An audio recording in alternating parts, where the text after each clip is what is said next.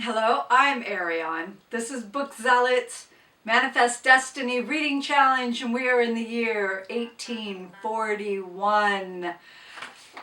Notes. And this is for February, but I found out that next month, March, is National Quilting Month. So I have some information about quilts because I've read some books for February that mentioned quilting. It was prominent and the westward move. So let's get down to business, shall we? So in 1841 to 1844, Mary Taylor's album quilt top was created, made. I have a picture. I'll try and include pictures of everything that I have. And if I'm going to try and remember to make a link to all the notes so that you can have access. So this, apparently the center block was inscribed to a Hester Willard, the sister, Mary Norriston, for 1842. I'm a year ahead, okay, but March. I will be talking about 1842. Anyway, moving on. I also wanted to do research on the types of blocks that were popular for this time period. And generally, a quilt block had many names. So in one state, it could be named something, and in another state nearby, same block, different name. Happens all the time. There are so many blocks with multiple names. Anyway, and if you don't know what a block is, I'll try and share different style of blocks, of quilt blocks. Okay, federal government for 1841. The president was Martin Van Buren until March 4th. And then March 4th to April 4th, so only 1 month, the president was William Henry Harrison of Ohio. He was the very first to die in office. Well, that bites. Okay, then after he died, he served 32 days, John Tyler of West Virginia started and remained until the next president. For vice president, we had Richard Mentor Johnson. And then for 1 month, John Tyler, hence him becoming president. And then after he became president, the vice president position was vacant. Weird, right? Yeah. On January 3rd in 1841, Herman Melville, you might know him by his very popular book, Moby Dick, sails for the South Seas on the whaler Acushnet ship. February 24th, John Quincy Adams fights for the slaves on Amistad.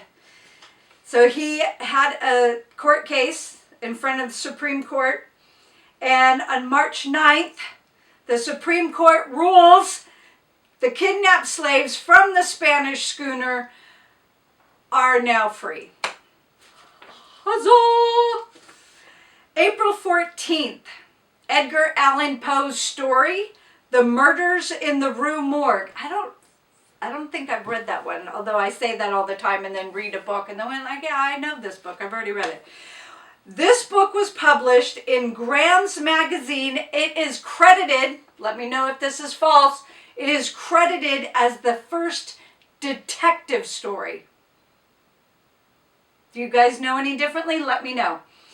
On May 15th, first immigrant wagon train to reach California leaves Independence, Missouri on a 1,730 journey over the Sierra Nevada. And I have a picture, so I'll include it somewhere on the screen, maybe right here. It's a famous picture. Just wow, the fortitude that these people had. Okay, so the births for 1841. Now, let me just recap quickly. Manifest Destiny, reading challenge. Takes place in America. Anybody that was born from 1837 to 1901, lived during those years, or died during those years, had any part in America you can read about. Any topic that took place during that time period, etc. There are gray areas. If you have a question, just ask. It is your own reading challenge. Manifest Destiny, baby. That's what I'm talking about. Okay. I hope that was clear. March 1st, Blanche Bruce was a U.S. Senator from Mississippi from 1875 to 1881. He was an American politician who represented Mississippi as a Republican in the United States Senate from the years that I mentioned. He was born into slavery. Now this fits for February because of Black History Month. So he was born into slavery in Prince Edward County, Virginia. He went on to become the first elected African American senator to serve a full term. That's right, baby. He was appointed as Recorder of Deeds in Washington, D.C. during Benjamin Harrison's presidency. His home, get this, his home is a National Historic Landmark. Have you all ever been or knew about the Blanche K. Bruce house? I didn't. And I love old homes. I love old homes. I want an old home. I do. But I love McMansions too. I'm just saying. March 10th. No. March 8th. So Oliver Wendell Holmes Jr. was born March 8th, 1841, and he became an Associate Justice of the Supreme Court of the U.S. March 10th. Ina Coolbrith was born, and she became a poet. She was born Josephine Donna Smith. So Ina. Don't you just love nicknames? Okay. So she became an American poet, a writer, a librarian, and a prominent figure in the San Francisco Bay Area literary community. She was called the Sweet Singer of California. Did they say California? California. She was the first California poet laureate. Laureate? Is that how you say it? I'm tired, people. I'm tired. And the first poet laureate of any American state. Oh, I did not know that. May 10th, James Gordon Bennett Jr. became newspaper publisher. He sponsored explorers, including Henry Morton Stanley's trip to Africa to find the missionary David Livingstone. And he also sponsored the ill-fated USS Jeannette attempt on the North Pole. So not everything was a success story, right? April 8th, William J. Babcock, Medal of Honor recipient, was an American soldier who received the Medal of Honor for valor during the American Civil War. I have information on different men who have received different honors. So like I said, I will try to remember to put up the pictures, but I will also link all of this information so that you don't have to look it up yourself.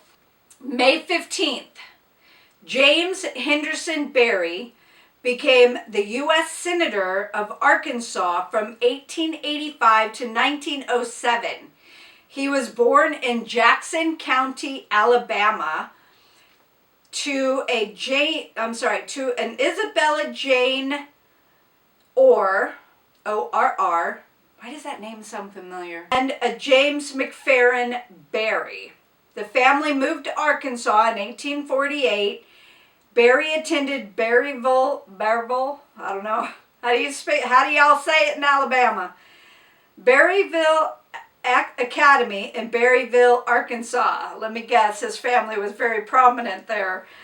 For 1 year, the academy was named after his family, of course it was, and Barry studied law, and in 1866 was admitted to the Arkansas bar. And then at the outbreak of the American Civil War, he joined the Confederate States Army and was commissioned as a second lieutenant with Company E, 16th Arkansas Infantry. Barry lost his right leg during the Battle of Corinth in northern Mississippi. I have a book I need to read on this. I need to finish it because it was, well, they were all awful, but I digress. Anyway, after recuperating from his wound, he worked as a school teacher and started a private law practice. Gumption, man. These people were made of strong stuff. Also, May 15th, Clarence Dutton became a geologist. He was an American geologist and U.S. Army officer. He was born in Wallingford, Connecticut, and he graduated from Yale College in 1860 and took postgraduate courses there until 1862, when he enlisted in the 21st Connecticut Volunteer Infantry. He fought at Fredericksburg, Suffolk, Nashville, and Petersburg. He was elected as a member to the American Philosophical Society in 1871. And then in 1875, he began work as a geologist for a John Wesley Powell. And after 1879, for the U.S. Geological Survey, which is USGS, working chiefly in the Colorado Plateau region, he wrote several classic papers, including the geological studies of the high plateaus of Utah, the Cenozoic history of the Grand Canyon District, and the Charleston, South Carolina earthquake of 1886. Okay, so as head of the division of the volcanic geology, because, you know, why do one thing? He studied volcanism in Hawaii, California, and Oregon. A lot of people aren't aware that there are volcanoes in California. He helped coordinate the scientific response to a large earthquake in the Mexican state of Sonora in 1887. Then we have June 1st, Edward Lyon Buchwalter. I don't know if it's Leon or Lyon. He became a businessman, and man, let me tell you, I have the stuff written down, and I will include it. Okay, so Edward Lyon Buchwalter, what a name. He was captain in the 114th Ohio Infantry, and the conflicts that he was in American Civil War, Vicksburg Campaign, Battle of Chickasaw Bayou, Battle of Fort Hindman, Battle of Arkansas Post, Battle of Port Gibson, Battle of Raymond, Battle of Champion Hill, Battle of Black Hawk River Bridge, Battle of Gettysburg. Did he die at the Battle of Gettysburg? No, he did not. He survived. July 5th, Mary Arthur McElroy was by de facto First Lady of the United States. So she wasn't married to the president, but she acted as First Lady for her brother, the 21st President of the United States, Chester A. Arthur. So she served as the hostess for his administration, and she assumed the role because Arthur's wife, Ellen, had died nearly 2 years earlier. July 11th, James A. Barber, Medal of Honor recipient. He was a corporal who fought in the American Civil War. Barber was awarded the country's highest award for bravery during combat, the Medal of Honor, for his action at Petersburg, Virginia in April 1865. Then, on September 8th, 1841, Charles J. Guiteau was born. He was the assassin of President James A. Garfield, excuse me, who had been, this man, Charles J. Guiteau, was executed in 1882. October 12th, 1841, Joseph O. Dwyer was born. He became a physician, and he is known for developing a system called the intubation system for diphtheria. O'Dwyer is often cited as the father of laryngeal intubation in croup. Are you all familiar with croup? I didn't know about croup until, I don't know, like the aughts, because we don't have it out in California. It's really not a thing like the East states, northeastern seaboard. Anyway. October 18th, Bishop W. Perkins became a U.S. Senator from Kansas from 1892 to 1893, was a United States Representative, a Senator from Kansas, and he prosecuted, no he did not, he prospected for gold through California and New Mexico from 1860 to 1862 and served 4 years in the Union Army during the Civil War as sergeant, adjutant, and captain. Why do one thing? I mean, these men were just all over. Being extra. On October 29th, William Harris was born. He became a U.S. Senator from Kansas from 1897 to 1903. And what else? He was a Confederate. He was in the Confederate States Army, served from 1861 to 1863. He was a captain. And the battle wars, he was in the American Civil War, and the battle was Gettysburg. But he didn't die until 1909. So resuming his agricultural interests, Harris was extremely popular in the agriculture circles for his raising shorthorn cattle. So if cattle's your thing, you could read about that, and that would make you a participant of the Manifest Destiny Reading Challenge.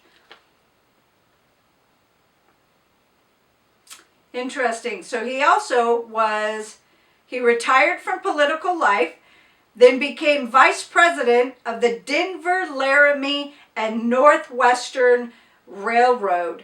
He died in Chicago at the home of his sister, where he had gone to work with the National Livestock Association in 1909. Interment was in Oak Hill Cemetery in Lawrence, Kansas. Then, on November 6th, 1841, a Nelson W. Aldrich was born. He became a senator from Rhode Island from 1881 to 1911. He died in 1915. November 13th, an Edward Byrd Grubb Jr. was born. He served in the American Civil War for the Union, and was a brevet brigadier general. I do not understand the titles, so y'all, if you know, let me know. I don't understand them. He was a Union Army colonel and regimental commander in the American Civil War. He served in 3 regiments, commanded 2 of them. Wow. He was later appointed by President Benjamin Harrison as the United States ambassador to Spain. He was also, this would be a gray area. If he moved to Spain to represent America as an ambassador, you can read about that. You can read about Spain during this time period and what he did. It counts. He was also a noted foundryman, business owner, and New Jersey politician who was close to Woodrow Wilson. Fascinating. He was married to a Euphemia Parker, and the Grubb family was descended from John Grubb, who came from Cornwall, England, and settled in Delaware in the early 1680s. Okay. Then in December 8th, a Thomas R. Bard was born. He became a senator from California from 1900 to 1905, was an American political leader in California who assisted in the organization of Ventura County and represented the state in the U.S. Senate, the United States Senate from 1900 to 1905. He is one of the founders of the Unocal Company. Now, being a Californian, I had to look that up. I'm like, I know that name, but what is it? Well, it's a defunct oil company. Union Oil Company of California. Jenny, and I'm going to butcher this, so I'm going to try. It is a French name, Jenny de la Montagne Lozier.